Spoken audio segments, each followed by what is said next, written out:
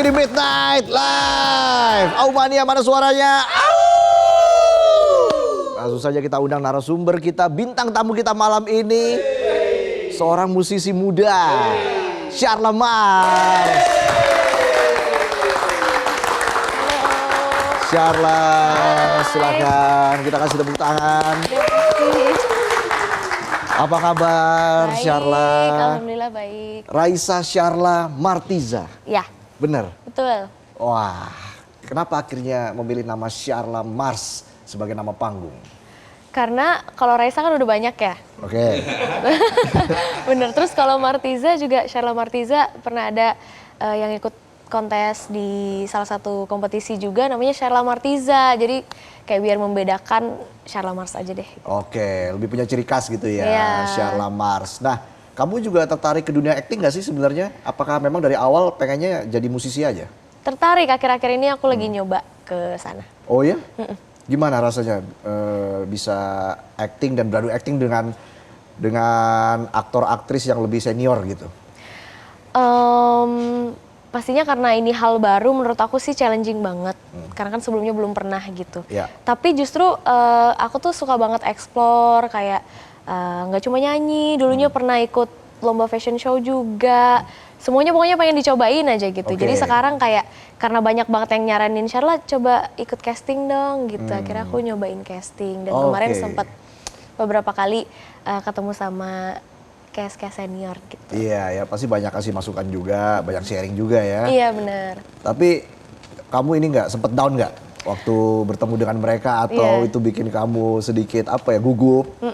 Kalau aku sih karena mungkin energinya mereka apa ya positif semua gitu, terus juga kayak banyak sharing, Oke. kayak bukan tipikal senior yang judes gitu. Iya. Jadinya aku kayak ngerasa oh aku sangat-sangat mendapat sambutan hangat, terus juga akhirnya sharing banyak lah sama mereka gitu. Jadi aku kayak fun banget jalaninnya.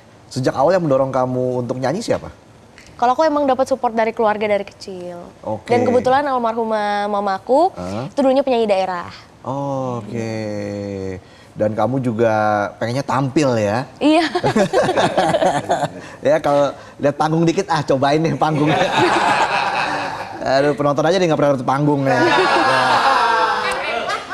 Kamu ini kan biasanya terkenal dengan menyanyikan lagu yang mellow. Kenapa kamu lebih suka nyanyi lagu-lagu mellow? Siapa yang bikin kamu sakit hati sih sebenarnya? Aduh. Penyakit Gen Z kayaknya ya. Sebenarnya bukan lebih ke dicari-cari sendiri ya kalau itu ya. Jadi Enggak sih. overthinking. Kalau aku emang karena role modelnya adalah Teh Rosa. Oke. Lagunya beliau kan terkenalnya yang mellow-mellow gitu, bikin galau. Akhirnya dari sana kayak suka banget nyanyiin lagunya Teh Ocha, dan lagu pertama yang aku hafal itu lagunya Teh Ocha. Jadi kayak dari dulu sampai sekarang tuh nguliknya kebanyakan mellow, lagunya ballad gitu. Tapi sebenarnya yang lain juga genrenya dilatih juga. Oke, sekarang genre kamu ini apa? Pop Saat ballad ini? masih. Pop ballad ya. Apakah nanti akan bisa berubah atau bergeser genrenya? Pengennya sih gitu. Yang penting pengen bisa nge-explore terus Iya, ya. benar. Oke, nah kamu mengalami tantangan yang menurut kamu, ini tantangannya cukup berat nih buat saya di dunia musik di Indonesia. Pernah nggak berpikir seperti itu atau kamu sudah merasakan tantangan seperti itu?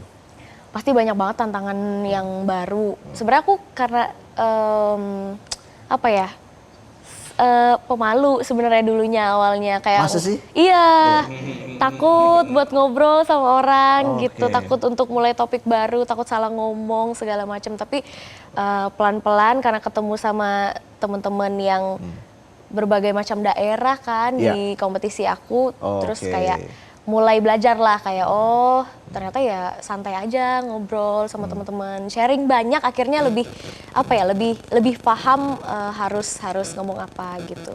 Ya, dan Sharla baru saja merilis lagu terbaru, Kasih Tak Sampai. Ini karya legendaris dari band Padi ya, Padi Reborn. Nah, kenapa kamu milih lagu ini, Kasih Tak Sampai? Sebenarnya karena banyak banget yang tahu dari keluarga aku, terus juga siapa yang nggak tahu Padi gitu ya. Iya.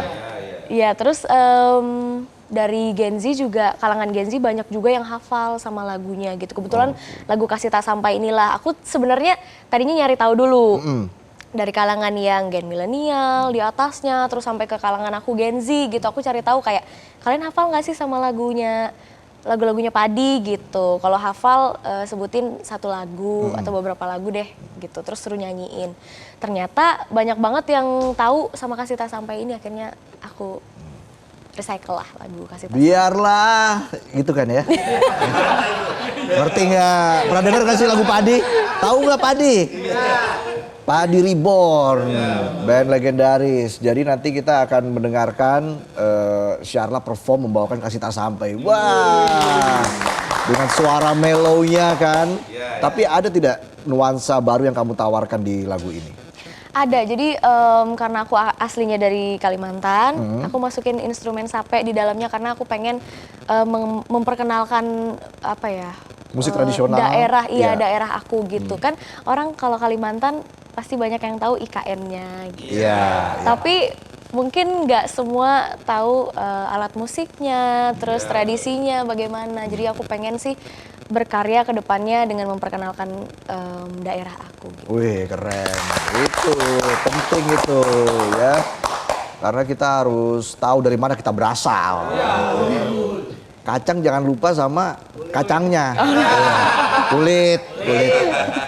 Nah, tantangan tersulit ketika kamu harus membawakan lagu yang legendaris seperti ini, Kasih Tak Sampai, beban gak sih awalnya buat kamu? Banget, karena kan ya Om Fadli manggilnya.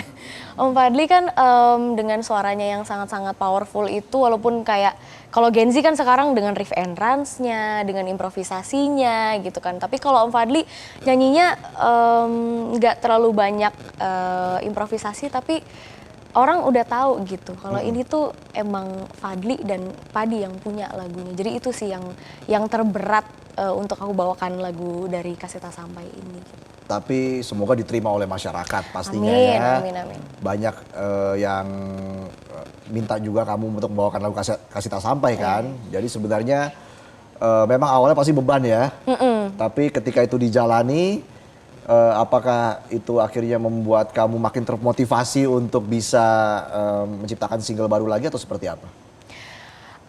Aku sih pengennya karya-karyaku ke depannya juga everlasting, sama seperti karya-karya dari band Padi juga sih. Itu sih yang sangat-sangat memotivasi aku juga ke depannya. Seperti tadi aku juga role modelnya Teh Ocha, aku pengen juga karyaku everlasting kayak karyanya Teh Ocha gitu. Iya, nah apa harapan kamu buat lagu Kasih Tak Sampai versi Sharla?